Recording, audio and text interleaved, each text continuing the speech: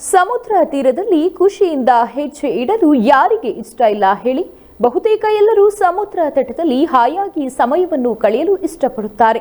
ಪ್ರಶಾಂತವಾದ ಸಮುದ್ರ ನೋಡಲು ಎಷ್ಟು ಸುಂದರವಾಗಿರುತ್ತದೆಯೋ, ಹವಾಮಾನ ವೈಪರೀತ್ಯದಿಂದ ಸಮುದ್ರದಲ್ಲಿ ಅಲೆಗಳ ಅಬ್ಬರ ಹೆಚ್ಚಾದಾಗ ಅದು ಅಷ್ಟೇ ಭಯಾನಕವಾಗಿರುತ್ತದೆ. ಇಂತಹ ಪರಿಸ್ಥಿತಿಯಲ್ಲಿ ಪ್ರವಾಸಿಗರು ಸಮುದ್ರ ತಟದಲ್ಲಿ ಆಟವಾಡಬಾರದೆಂದು ಎಚ್ಚರಿಕೆಯನ್ನು ಕೂಡ ಕೊಡುತ್ತಾರೆ. ಎಷ್ಟೇ ಎಚ್ಚರಿಕೆ ನೀಡಿದ್ರೂ ಕೆಲವೊಬ್ಬರು ಭಯಾನಕ ಅಲೆಗಳ ನಡುವೆ ಆಡುವ ದುಸ್ಸಾಹಸಕ್ಕೆ ಕೈ ಹಾಕುತ್ತಾರೆ. ಅದೇ ರೀತಿ ಇಲ್ಲೊಂದು ಜೋಡಿ ಸಮುದ್ರದಲ್ಲಿ ರೊಮ್ಯಾನ್ಸ್ ಮಾಡುತ್ತಾ ನಿಂತಿದ್ದು, ಭಯಾನಕ ಅಲೆಗಳ ಹೊಡೆತಕ್ಕೆ ಯುವತಿ ತನ್ನ ಪ್ರಿಯಕರನ ಮುಂದೆಯೇ ಕೊಚ್ಚಿ ಹೋಗಿದ್ದಾಳೆ. ಈ ವಿಡಿಯೋ ಸೋಷಿಯಲ್ ಮೀಡಿಯಾದಲ್ಲಿ ವೈರಲ್ ಕೂಡ ಆಗಿದೆ.